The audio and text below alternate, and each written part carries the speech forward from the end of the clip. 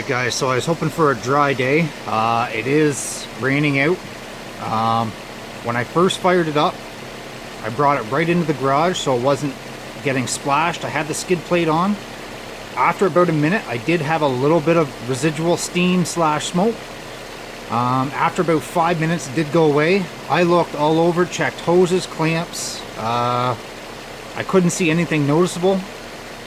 So I just took it for a quick 10K drive, and this is the steam I'm getting.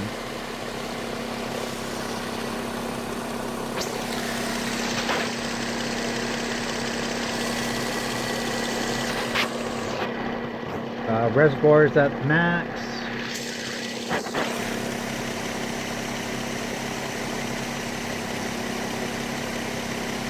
And it's hard to tell, like I've been trying to smell it.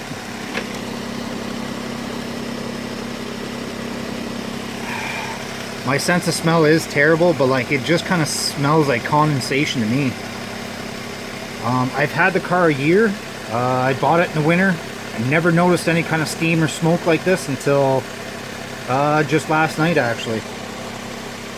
Or sorry, the night before. The first night there was no rain, dry conditions, and I still noticed some smoke. So I think there's a little bit more going on here. But any tips or tricks or advice or anything to check is greatly appreciated. Because I can't physically see it, I think I might call about getting my rad pressure tested, and we'll go from there. Thanks guys.